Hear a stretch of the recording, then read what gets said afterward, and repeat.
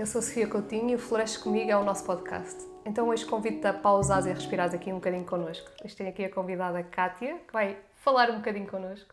Está tudo bem? Alô! Está tudo bem, está tudo Vamos ótimo. começar com 3 perguntinhas? Então a Kátia, se pudesse recordar um bocadinho os tempos de infância e enviar uma mensagem para a sua criança ou adolescente, o que é que diria? Especialmente mais para a adolescente do que propriamente para a criança. E aquilo que eu diria, sem dúvida nenhuma, é vai correr tudo bem. Ter fé no caminho, ter esperança e vai correr tudo bem. Corre sempre tudo bem, não é? É uma boa resposta. Yeah. Então, e se tu agora pensasses numa coisa que te expande muito e que te faz feliz, o que é que seria isso? Olha, eu adoro, mas adoro amigos, grupos, famílias, muitas É pessoas. sociável. Sim, mas é super engraçado que o meu sociável é um sociável íntimo, Ok. sabes? Não é aquela coisa de ir para a rua e de estar com muita gente e de, sabes? Não é isso. É de estar em casa, grupo, não é? exatamente, estar em casa e ter uma mesa cheia, Com não pessoas é? que conheces ou também estás aberta para pessoas que não Também conheces? estou aberta com pessoas novas, sim, sem dúvida nenhuma. Aliás, tenho as tertúlias É isso espirituais que eu ia falar, até porque tu recebes pessoas que às em vezes casa. não conheces lado nenhum. Exatamente, e é maravilhoso, não é? Que é mesmo aquela... Mas lá está, estou na minha casa, estou no meu espaço e sou eu que evoco a conversa. É um bocadinho como estávamos e a que eu- gravar em casa e estarmos a sentir-nos mais É completamente confortáveis. diferente, sem dúvida. É muito a zona de conforto, não é? Muito aquela coisa de... e no fundo também de receber em casa. Eu adoro receber pessoas em casa. Então e agora, se pudesses mudar, tá, assim é o que vier. Sim, Se sim. pudesses mudar uma coisa na tua vida, o que é que seria? Olha, neste momento mudaria a minha ansiedade relativamente ao futuro. Gostava sinceramente de conseguir praticar mais o mindfulness, a presença no aqui e do agora e não estar sempre constantemente a projetar no futuro. E por acaso é uma coisa que eu tenho pensado muito, sabes, que é porque é que eu tenho esta necessidade. Obviamente que isto é uma questão geracional, é uma questão de civilizacional, aliás, e é muito daquilo que é-nos incutido, não é? Sim. Mas para mim também tem muito a ver com a minha criança, o meu adolescente, a minha adolescente, porque foi um período da minha vida tão difícil, não é? Que eu acho que... Trouxeste eu um lembro-me... bocadinho dessa ansiedade agora para esta... Exatamente, que a minha única solução de viver tudo aquilo que vivi foi muito de projetar na fantasia Ok. e projetar o futuro. E eu lembro-me que quando era pá, e desde os meus 9, 8 anos até aos meus 18, a minha coisa era sair, sabes? Era liberdade, Mas era aquela coisa de expandir. Isso já acontecia ou era o teu desejo? Ou Isso seja, não estavas acontecia, estavas a projetar, não. projetar. Estava a projetar. Ok. Aquilo não acontecia, eu vivia em extrema clausura até aos 18 anos. Porque tu vivias onde? Eu vivia no entroncamento. Eu sou de entroncamento. Que é um meio mais pequeno e mais, Que é um meio muito mais pequeno. mais sim. fechado também? Sim, mais fechado. Eu não considero... O entroncamento é uma cidade relativamente nova porque ela só começou a crescer a partir do momento em que foram feitas as linhas de comboio, não é? E o encontro das linhas de comboio. Eu não acho que... mesmo a minha família não acho que seja muito tradicional, mas o ambiente onde eu fui criada, porque eu fui criada com o meu pai, com o meu padrasto e a minha mãe, e o meu padrasto tinha mais 40 anos que eu, portanto era altamente conservador. Eu não saía à noite, não é? Tinha os meus amigos todos a sair e eu ficava em casa. E era aquela coisa de teres que ir à missa, eles eram católicos, não eram? Curiosamente não, o meu padrasto não, mas a minha avó era. Porque eu tenho isso incutido em mim, não é? Era aquela coisa de ter quase uma obrigação, tinhas que ir à missa porque vives na nossa casa e somos católicos e eu vivi muitos anos com os meus avós. Então para eles era quase uma obrigação mesmo irmos Eu também aos fui domingos. determinada temporada da minha vida, principalmente quando vivia mais com a minha avó, também fui. E muito graças a ela, costuma-se dizer que a avó paterna é a nossa guia espiritual, é a nossa parte espiritual. E graças a ela depois acabei por fazer a profissão de fé, a primeira comunhão, profissão de fé, fiz aquelas coisas todas e ela toda muito orgulhosa. E sabes, eu hoje em dia agradeço-lhe, porque mal ou bem, gostasse eu ou não gostasse, que não gostava muito na altura, como é óbvio, nunca fui muito relacionada nunca me identifiquei com a religião católica, faz parte da minha formação. Sim. E hoje em dia, trabalhando com aquilo que eu trabalho, percebo isso perfeitamente e percebo de onde é que vem toda esta minha postura. Sabes que eu também tive essa fase em que, pronto, como fomos obrigados, aquela rejeição quase automaticamente aparece, mas ao mesmo tempo eu adorava a parte, eu não gostava da missa, mas adorava a catequese. E a parte sociável e de poder... E, engraçado, houve uma altura em que era o próprio padre da nossa terra a dar a catequese e eu fazia muitas perguntas diretas, não é? E, sei lá, o poder-me expressar e ele responder abertamente a isso. Então, essa parte era muito bonita. Eu também fiz até a profissão de fé, não é? Cheguei até o crisma. E crisma, exatamente. Eu acho que é o último, não sei. É o último, exatamente, esqueci-me do crisma. Pronto, e então essa parte eu consigo ver também de forma muito bonita, apesar de agora também não seguir, já não sigo dessa forma, abriu-nos portas também de outra forma. Claro, e traz-nos uma... Eu vejo isso hoje em dia, para mim, e com os últimos desenvolvimentos do meu trabalho e da minha expansão enquanto ser mais espiritual, porque eu sempre fui uma mulher muito pragmática, muito, sabes, acreditava muito pouco em esoterismo e coisas fora da caixa, eu era muito racional. A questão agora, para mim, tem muito a ver com isso, não é? Tem a ver com essa expansão e tem a ver com essa linha de pensamento e que me dá uma coisa que eu nunca tive muito, que é fé, sabes? E a fé é aquilo que nos enraiza e aquilo que nos permite, ao mesmo tempo, estar enraizados e estar em conexão com o céu, não é? Com aquela parte invisível que nós não vemos, mas que de certa forma todos nós sentimos. Conseguiste trazer essa parte boa também dessa obrigação? Exatamente, porque a religião é só uma parte da espiritualidade, claro. Não é? A espiritualidade é tudo. Sim. A religião é uma parte com muito mais preconceito, com muito mais dogma da espiritualidade, sim. Que é o total. Mas, no entanto, essa religiosidade, primeiro forma-nos enquanto seres humanos, enquanto ideologias, não é? Estrutura-nos também de alguma forma. Exatamente. Sim. Dá-nos o sentido de pertença. Aliás, isto estou a falar da religião, mas estou a falar de todo o tipo de rituais, não é? Todo o tipo de espiritualidade. Dá-nos um sentimento de pertença. E depois traz-nos uma coisa que eu acho que é muito importante e que nós nos esquecemos muito nesta civilização do dia-a-dia, nesta coisa muito agitada da vida, que é, traz-nos o espaço sagrado, sabes? Okay. Aquilo que eu sinto relativamente à religião católica em específico é que ela enraizou-nos durante muitos anos. Uhum. Ela trouxe-nos este espaço sagrado ao domingo ir à missa e conseguirmos estar em silêncio, ouvir a homilia do padre e olharmos para nós próprios e de certa forma refletirmos, sim. Sobre nós. Mesmo às vezes não querendo estar lá, mas permitia-nos... E nesse espaço é que acontece a magia. E quer seja no ritual católico, quer seja no indiano, quer seja no budista, sim. Quer seja... Sabes? É muito nesse silêncio, nesse espaço em que tu abres... E que estás a refletir também. E que tu estás a olhar para dentro. Estás a entrar em espaço contigo mesmo. Exatamente. Assim. Então é muito bonito isso, não é? É muito bonito perceberes que essa religiosidade e que essa forma, embora te tenha trazido muitas coisas pesadas, sim. E dogmáticas e difíceis muitas vezes de tirar do nosso inconsciente... Ela, na realidade, também te trouxe outras coisas que são boas para ti enquanto pessoa. Tem valores muito bons a nível de família, não é? Uhum. Os arquétipos, eu gosto muito. As roupas muito. Guardadas religiosamente para os domingos. Exatamente, eu tinha muito um vestido de domingo, não é? Eu lembro principalmente disso quando era mais miúda, obviamente, depois já não era isso, mas lá está. A roupa guardada para o domingo. A importância do ritual, não é? De vestir, de estar, da maneira de... E, efetivamente, toda a preparação. Sim, era... Depois aconteciam uns almoços também em família, não é? De certa forma havia essa união e essa reunião como estavas a falar. Então quem é a Cátia? Fala-nos um bocadinho sobre ti. Olha, bem, a Cátia é uma mulher, não é?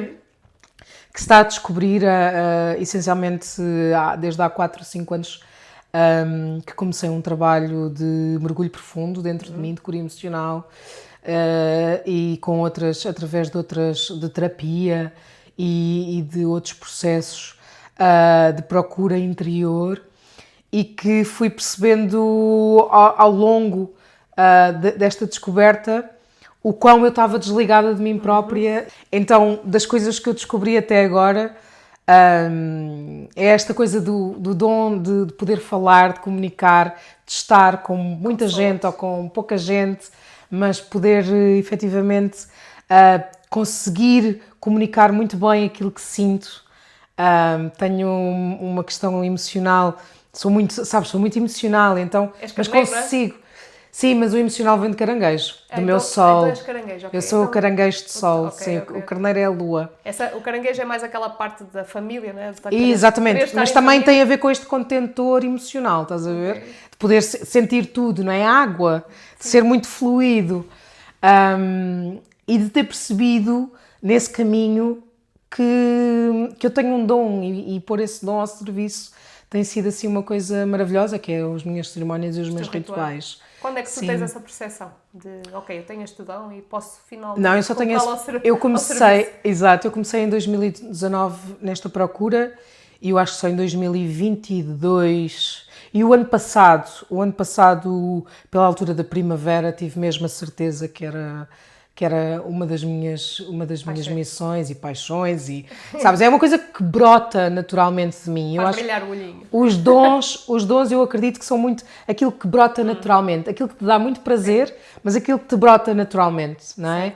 E tu dás mais e cada vez que dás mais estás a produzir mais, nunca se esgota. Felicidade plena, sim. Exatamente. E tu antes fazias o quê, então? Já não tinha nada a ver com rituais? Tinha? Bem, eu já fiz muita coisa. Eu sou gêmeos de ascendente. Quem sabe gêmeos de ascendente é aquela pessoa que está sempre a mudar e a adaptar-se. Eu já tive muitas vidas. Olha, eu comecei como professora primária, eu sou professora primária de formação. Em Macau? Não comecei em Macau, eu comecei em Angola. Ah, pois, sim, sim. Em Angola. Depois de Angola vim para Lisboa, já não me consegui adaptar a Portugal. E um amigo falou-me da Escola Portuguesa de Macau e então concorri para Macau e fui para Macau. Ok, primeiro começaste em Angola. Em Angola, exatamente. Tive um ano em Angola O que é que como te levou professora. a ir para Angola? Então, essa é a história, é que eu queria ser enfermeira. Ok.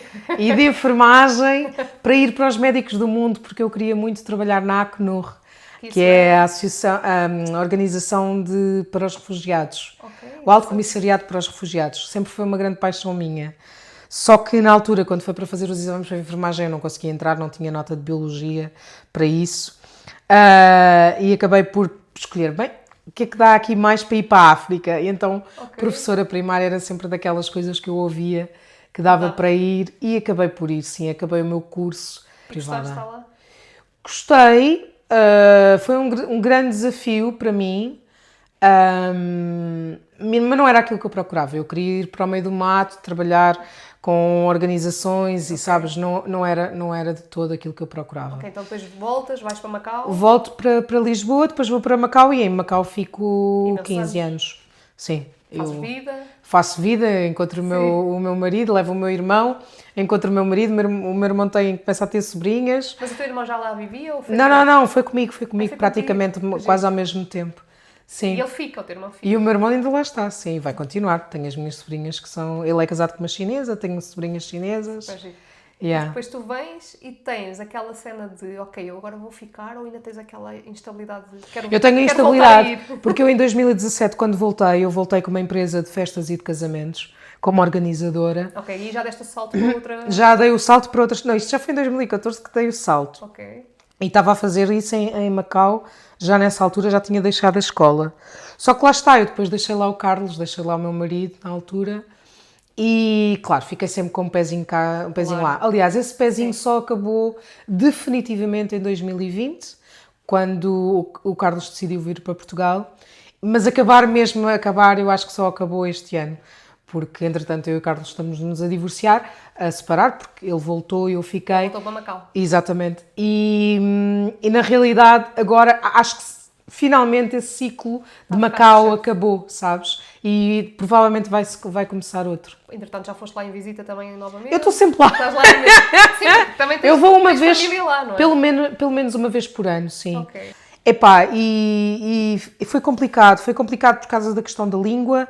Eu não estava muito bem nessa altura também, foi um período de... O retorno de Saturno, tu estavas a falar... Estavas a falar sobre essa altura. Para mim foi uma altura muito complicada. Tinha ido para Macau com uma relação que entretanto estava a terminar, que nós não estávamos a conseguir, sabes, gerir. Depois estava numa Eram escola muitas mudanças. onde eu... Exatamente, foi terrível. Estava numa escola onde eu tinha que me adaptar, onde eu era a mais nova da escola, portanto eu tinha 25, portanto tinha que me adaptar a tudo aquilo. Tinha que me adaptar a outra coisa que é ensinar crianças, que é um desafio gigante. Sim. Principalmente, eu costumo dizer isto muitas vezes, quando a minha criança interior não está. Ainda curado. Tu queres brincar também, Ok. sabes? De tu perceberes qual é o teu papel e qual é o papel da criança. E eu ali confundia muito os papéis e era muito difícil para mim gerir. Está num estado assim mais autoritário? Eu estava num estado muito mais autoritário do que aquilo que gostava de estar. Mas porquê? Era a distância que eu precisava para não entrar dentro da dor e dentro de todo aquilo que, Todo o trabalho de que certa precisavas. forma... Eu durante muito tempo, até há pouco tempo, eu olhava para a minha criança e só via dor. Eu não conseguia ver as coisas... Agora não, agora consigo Já perceber... consegues olhar para a parte Já. Já fizeste uma grande cura também. Mas foi muito difícil, foi. Então esse período ao retorno de Saturno até aos 29, para mim foi muita mudança e foi, sabes, e aquela adaptação à China, a adaptação a estar longe de casa, do outro mundo, não é? Do outro lado do mundo, de poder só vir a casa no verão. Uma vez por ano, quase assim. Era quase isso. Eu viajava muito, mas ao mesmo tempo tinha muito esses problemas. E depois há uma coisa que a mim me Viajavas aconteceu... para perto, não é? Que também era tudo muito mais barato do que Sim, vir a Portugal, viagens não é? de 5 horas, 6 horas, quer dizer. Pois, aqui em Portugal era tudo a muito Índia, mais- fui à Índia em 2007, são 6 horas de viagem, Sim. de Macau para lá. Portanto, era uma coisa relativamente... Tens a parte boa de ter conhecido toda aquela zona também. Sem dúvida, sem dúvida. Mas isto era, só para te explicar porque é que isto era tão difícil. Ir à China para mim, viver na China para mim foi das coisas mais difíceis. Porquê? Porque há uma coisa que eu necessito muito de empatia para viver. E não sentias a parte E os deles. chineses, e não é por mal, é uma questão cultural para eles mais e a maneiras, são muito frios e têm uma maneira muito economicista e muito pragmática de ver a vida, então eles não se relacionam contigo. Ok. Eles não têm aquela cena Eu sei que a cultura japonesa é um bocadinho assim também, não é? não Então, tem a cultura do rapport. que isso é... É de PNL, é aquela cultura da empatia, de tu conseguires entrar em conexão com o outro. Tem outras formas de os expressar. Enquanto nós, latinos ou europeus, somos muito mais abertos, eles estão muito mais fechados dentro deles, pelo próprio regime deles, que tem que ser mais autoritário, porque eles são muitos. Eu sinto um bocadinho isso até em Inglaterra, nem preciso ir tão longe. Inglaterra, mesmo com a questão do quando vais a dar o cumprimento, nem sabes bem o que é que há de fazer, porque o beijo lá não há o beijinho, como nós damos. Ao mesmo tempo, as pessoas depois é muito estranho, porque ao mesmo tempo há um abraço, mas é um abraço que não é abraço, sabes? É tipo aquele abraço de batidas nas costas. E depois eles são também muito frios. Tu não vês, e pelo menos eu estou a falar um bocadinho, estou a generalizar, mas eu não vejo assim eles... Quando falam de momentos mais densos, não há aquela emoção de deixar libertar o choro e, sabes? E poderem se expressar. Por isso é que o mundo está como está. É verdade. Ou seja, nós queixamos de certa forma às vezes que somos um bocadinho frios e não nos conseguimos exprimir, mas se Eu formos não a me ver- queixo nada disso. Mas há muita gente que sim. Então, e se formos a ver à volta, não é? Nos outros países nórdicos e tudo mais. Não, esse é um problema civilizacional. Eu acho que não tem a ver com países. Obviamente temos umas características diferentes, mas acho que todos, Não na posso realidade... generalizar, sim. Pois, sabes, é que porque, por exemplo, eu vim para o Porto, viver para o Porto, porque o Porto é, no sentido comunitário, muito mais Maior do que e Lisboa, maior, não é? Ou achas que consegues falar com o padeiro, consegues falar com a senhora do supermercado, consegues, sabes, e ter uma relação, não Uma é? abertura maior, sim. Mas qual não é o meu espanto quando eu não conheço um único vizinho? Ok. Estás a ver? Estou há 2 anos a viver ali, naquele Ok. prédio. Agora falando, eu conheço os meus, mas é só aquele olá, de bom dia. Tudo Não bem, há- mas não eu é nem conhecer. isso. Ok. Muitas vezes nem um bom tarde, nem um bom dia. Estás a ver? E tem a ver com aquela tipologia, tem a ver com aquela localização, com aquelas pessoas que estão ali. É Estás a interessante ver? trazeres esse lado também, porque eu realmente nunca tinha visto dessa forma. Claro, e isto não tem a ver com o... Claro que há uma cultura, não é? Que nos cerca a todos. Mas depois há especificidades, Sim. não é? E depois também de tudo o que trazemos nas bagagens todas que vêm lá. E, não é? Nós sabemos Claro. dos ancestrais. Claro. Foste para o México, entretanto. Sim, então eu sempre gostei muito de viajar e quando eu em 2020 iniciei este caminho por entre as cerimónias e os rituais, eu fui muito aliciada pelo México e pela cultura da Pachamama e das abuelitas que têm os seus saberes ancestrais. Então eu estudei-me sempre muito à base desses saberes ancestrais, ainda hoje Trazes muita trabalho tradição, muito. não é? E exatamente, traz muito esse know-how, não é? Delas. E eu sempre tive aquela coisa de ir para o México e aprender e encontrar uma abuelita que me ensinasse muito das suas ferramentas e dos seus rituais. Então sempre foi um foco para mim. Em 2023 tentei ir, não consegui, então foi em 2024. Foi mesmo? Desculpa, em 2022 não consegui ir, em 2023 consegui então tirar. Eu tinha, a minha percepção eram 2 meses, que começava no México, depois descia pela América do Sul e ia parar ao Brasil. E esta era a minha expectativa. Claro que eu sou, e confesso-me, demasiado otimista. Primeiro, pensar que o dinheiro chegasse para tudo, não é? Mas também não sabias que aqui ias viver E lá, depois, exatamente, e depois romantizar. Eu sou uma romântica por natureza, não é à toa que eu faço aquilo que faço, de romantizar muito toda a viagem e todo o meu périplo. O que é que aconteceu? Eu tinha acabado de me separar. Com essa parte mais densa também. Exatamente. E depois ia com uma visão do México completamente romantizada e que agora consigo perceber que não estava ajustada Foste mais para o centro à realidade. do México? A minha intenção no México, para além dessa coisa de encontrar uma abuelita que me pudesse ensinar, foi mesmo passar o Dia dos Mortos. Eu gostava e vivi muito o Dia dos Mortos num ritual muito tradicional deles, que é no centro do México, que há 2 ou 3 horas na região de Michoacán, a 2 ou 3 horas da cidade do México, onde eles, efetivamente, aquilo é um lago, tem uma cidadezinha que se chama Pátzcuaro, e à volta desse lago há uma série de vilas e aldeias, onde eles celebram mesmo a sério o Dia dos Mortos, com muitos tradicionais. Olha, ou essa é a ideia romantizada que eu tenho? Essa é a ideia romantizada, embora haja muito, e há muitas paradas, e há muito... Aquilo é um festival, é um festival folclórico mesmo, é de cultura popular. Há aqui muitas flores. Há muitas flores, bem, flores então, cor. flores com aquelas champossulis, que são cor de laranja, isso é o que não falta para lá, aquilo é em todo lado.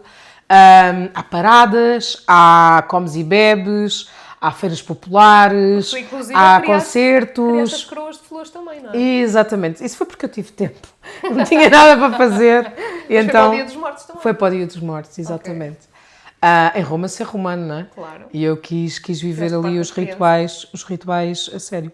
Então, basicamente, a minha viagem foi esta. Foi começar em Tulum, depois ir para... Tulum é incrível, eu adorei.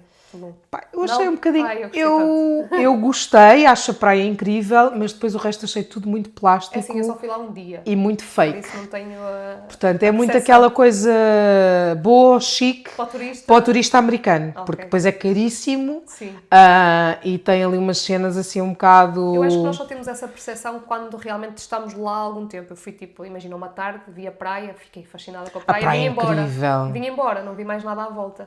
E tem lá 2 ou 3 resorts de praia lindos. Aquilo é lindo. Não deixa para mim, que conheci um bocadinho, eu ia dizer que conheço o México, conheci um bocadinho do México interior e dos mexicanos, percebo que aquilo não é México. Sim, ali é mesmo para o turista. Exatamente, aquilo é tipo... Eu acho que toda a parte ali da costa, não achas? Eu só conheci Tulum, eu não fui a mais lado. Fui ali a Praia del Carmen, estive ali um bocadinho, mas muito pouco, não tenho essa percepção. Então de Tulum desce e vais para onde? Do Tulum, não, subo. Sobe. Eu vou a terra em Cancún, vou a Tulum, fico lá 4 ou 5 dias para descansar um bocadinho e depois vou para a Cidade do México e da Cidade do México é que vou para Michoacán e fico aí. Eu, no México todo, fiquei 5 semanas. Ok, ficaste ainda bastante Exatamente, tempo. sim. Fiquei, aquilo foi assim... denso. E ao mesmo foi tempo intenso. Foi intenso e teve partes, obviamente, de contração. Também teve muitos momentos de expansão para ti?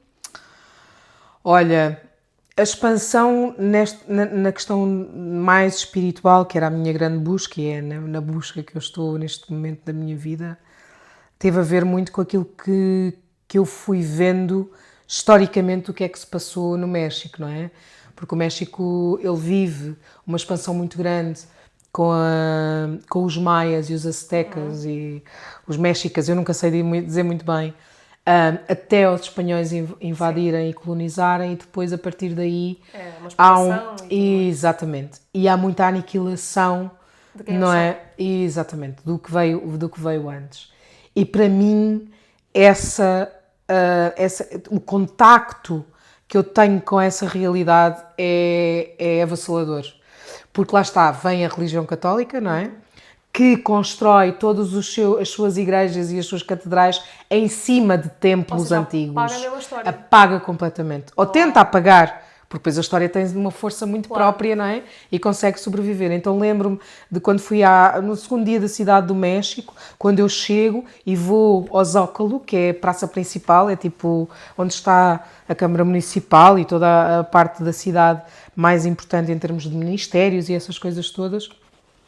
Eu entro por uma parte, não entro pela parte principal, entro assim por uma parte de fora e começo a ver umas ruínas e alguém a restaurar as ruínas. Quando entro na igreja, fico fascinada com a igreja, porque a igreja é linda, é maravilhosa, tem assim umas esculturas, uns santos, sabes? E para mim foi viver com aquela dualidade, estás a ver? Com a dualidade das ruínas e de perceber que eles construíram aquela igreja por cima. E sabes, aquilo choca-me e entra muito comigo, porque é que não podem sobreviver as duas? Se elas convivem tão bem, porque destruíram uma para e na realidade é isso que eu trago do México. O México ele consegue conservar isso. Tu consegues ver isso muito bem. A Igreja Católica, de certa forma, ele tem que se adaptar, não é? Então ela intrusa-se com os costumes locais. E vi no Dia dos Mortos, que é uma coisa pré-hispânica, vi os padres e sabes, vês aquilo tudo em comunhão e essa parte é realmente muito bonita. Ou seja, de certa forma acaba por se fundir. Mas não deixa de trazer tristeza, não é? Sim, porque houve uma necessidade de aniquilação, sim. Aliás, as grandes igrejas do México são todas em cima de templos antigos. Yeah. E depois ainda há alguma coisa preservada, acho que sei lá, catacumbas? Alguns sítios, sim, têm essa característica, mas muito poucos. Então o que é que tu sentes que trazes do México agora para os teus rituais? Do México eu não trouxe muito, porque entretanto quando fui, isto foi antes de ir para Michoacán, para Pátzcuaro, como aconteceu no Dia dos Mortos, quando eu estava naquele apogeu todo, naquele deslumbramento, e cheguei ao primeiro cemitério que fui visitar ainda de dia, e o Dia dos Mortos no México é uma festa, mas é uma festa gigante. Mas é uma festa com direito a tudo. Eu costumo dizer que é uma festa com alegria e com tristeza. Que ele tem tudo ali misturado e de uma forma, sabes, é muito sublime. É muito interessante ver tudo aquilo e viver aquela energia. Então, basicamente, eu estou a entrar e estou a ver uma feira com comida, roupa, artesanato, bebida, tudo.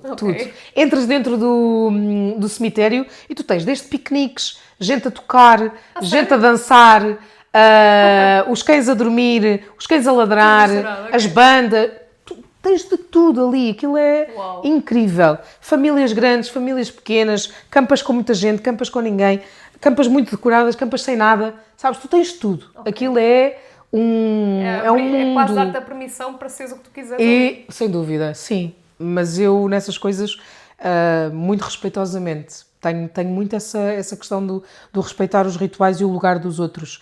E eu muitas vezes queria tirar fotografias e dizia, não, Cátia, tu não vais tirar fotografias porque isto aqui depois já estás a entrar dentro de um espaço que não é teu. E se não pedes autorização, que não vais pedir porque está a acontecer alguma coisa ali, é muito intrusivo. Invasivo. Exatamente. Então, entro assim na parte de trás e vejo uma família, um casal com um filho, pai de 6 ou 7 anos, e a avó.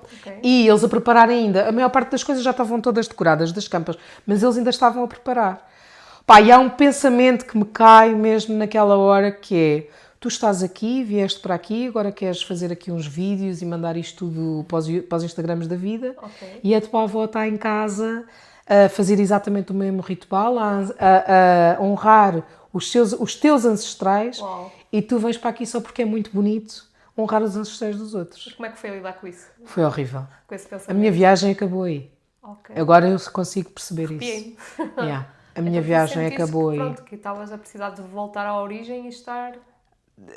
A minha viagem acabou aí porque, entretanto, eu esqueci-me... Não me esqueci, eu nunca mais quis fazer nada.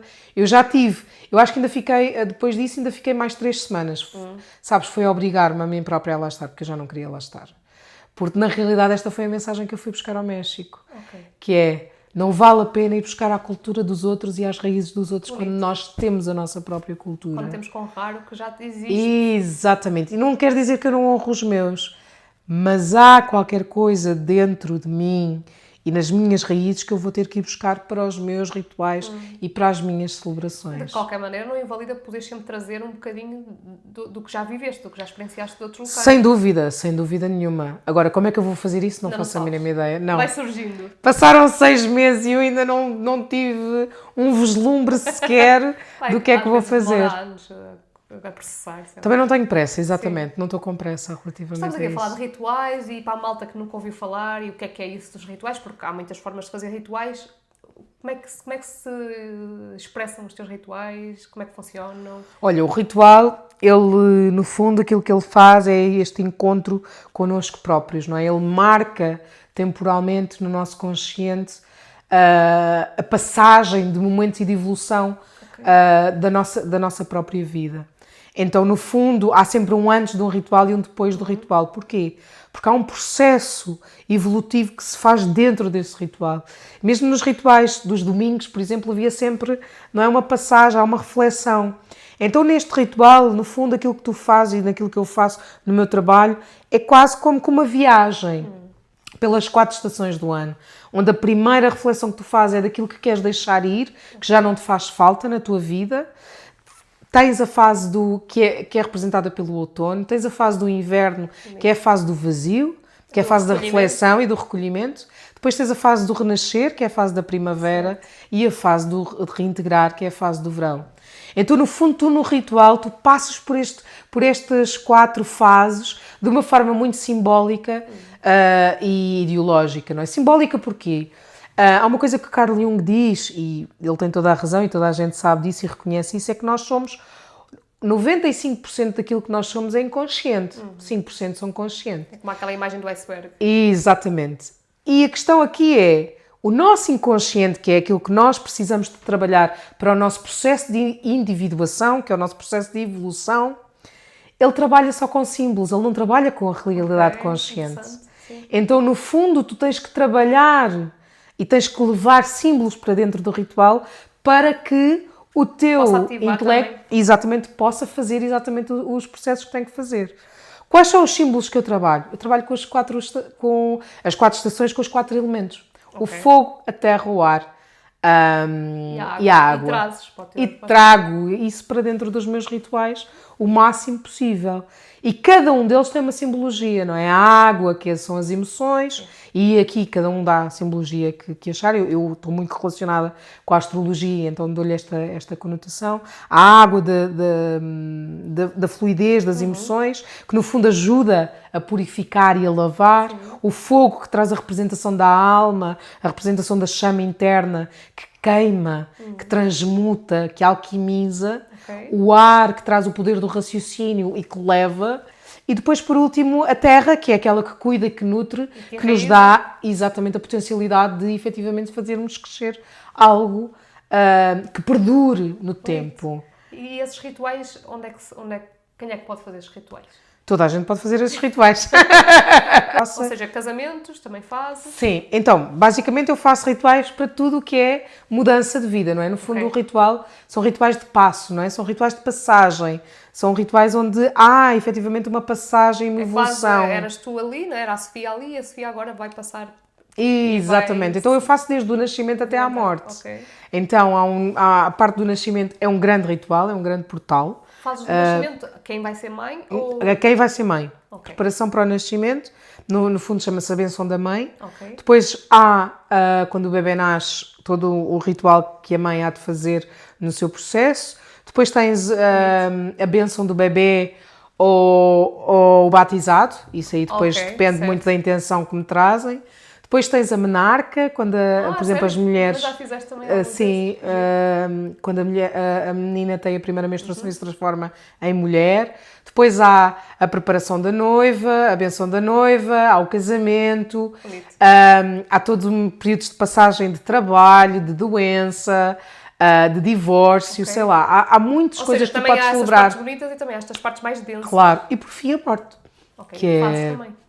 Que faço funerais, sim. Rituais de passagem de morte. E como é fazer um ritual de morte muito mais denso, não é? Muito mais forte a nível emocional? Não achas que nós somos mais sofridos? A verdade é que nós portugueses vivemos muito essa dor e temos um preconceito gigante de como é que a temos que viver. Ok. Portanto, temos que nos vestir de preto, temos que chorar muito, temos que estar em silêncio, temos que estar ali a dar o apoio ao outro, temos... E na realidade, tu não tens nada disso. Sim. Tu tens porque tu achas que tens. Tu podes fazer exatamente coisas diferentes e é isso que eu trago. No fundo, eu trago leveza, trago amor, trago uma honra à pessoa que morreu em relação à sua vida, o que é que ela efetivamente trouxe. E principalmente, eu acho que o meu trabalho se baseia muito em todos os meus rituais, não é só na morte, mas que é consciência da importância que a tua vida tem aqui. Não é? Porque estes rituais, no fundo, e principalmente os de morte, são para as pessoas que ficam, não é para as pessoas que vão, não é? Há um filme Coco, ele fala, eu acho que já falámos as duas sobre isso, que é serás sempre lembrado até que a última pessoa se lembre de ti, não é? A partir daí é que tu morres mesmo, que a tua alma morre mesmo. Eu não sei se isso é verdade ou não, mas não interessa. Tem a ver com... É esse o legado, não é? É esse o ponto. O que importa aqui é o que é que essa pessoa cá deixou. E normalmente deixou uma mãe, um pai, ou um filho, ou uma filha, sabes? Ou netos, ou... Sabes? É isso que importa. É esse amor, é essa relação, é esse vínculo.